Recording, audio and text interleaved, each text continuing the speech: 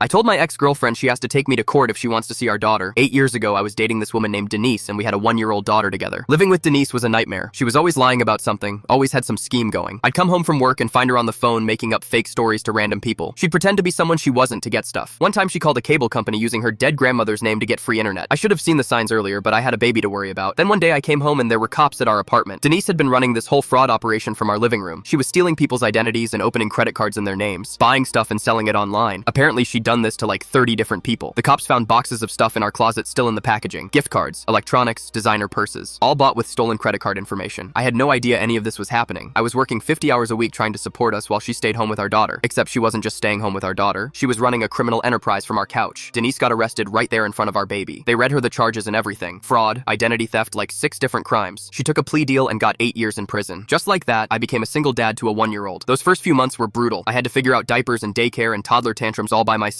But we made it work. My daughter Emma started daycare and I kept working. We moved to a better neighborhood, away from all the drama. Emma grew up happy and normal. She didn't remember her mom at all. When she asked about her, I just said mommy had to go away for work. Emma's 9 now. She's doing great in school, has tons of friends, plays soccer. She's this amazing, smart, funny kid who's never known anything but stability. Last month I got a letter from Denise saying she was getting out of prison early for good behavior. She wanted to see Emma. She wrote this whole thing about how she'd changed and how prison made her realize what was important, how she wanted to be a mom again and make up for lost time. I didn't respond. Then she started calling. She got my number somehow and called me like 10 times in one day. I finally answered and she started crying immediately. She kept saying, please, I just want to see my baby girl. I told her Emma wasn't a baby anymore. She was 9 years old and didn't even know who Denise was. Denise said she wanted to fix that. She wanted to take Emma to the park or get ice cream. Just spend some time together. I said absolutely not. If she wanted visitation, she needed to go through the courts and let a judge decide. I wasn't just going to hand over my daughter to someone who'd been in prison for almost her entire life. Denise freaked out and called me cruel. She said I was keeping her from her own child and that she'd already missed so much. She started going on about how she had rights as a mother and how I couldn't just erase her from Emma's life. I told her she erased herself when she decided to commit fraud instead of being a parent. That shut her up for a second. Then she tried a different approach. She said she'd changed, that she had a job lined up and an apartment. She'd been taking classes in prison and going to therapy. She wanted to prove she could be a good mom now. I said prove it to a judge then, because I'm not risking my daughter's stability on Denise's promises. Emma doesn't need someone who's going to waltz in and mess up her life just because they suddenly decided they want to play mom. Denise started crying again and hung up on me. 2 days later, her mom called me. Her mom, who I haven't talked to in 8 years, she laid into me about how I was being heartless and keeping a mother from her child, how Denise had served her time and deserved a second chance. I asked her where she was when I was raising Emma alone. Where was all this family support when I needed help with a baby? She didn't have an answer for that. Now Denise is telling everyone I'm the bad guy, that I'm using our daughter as a weapon. But here's the thing, Emma is happy. She's thriving. And I'm not about to let someone who chose crime over being a parent just show up and disrupt everything.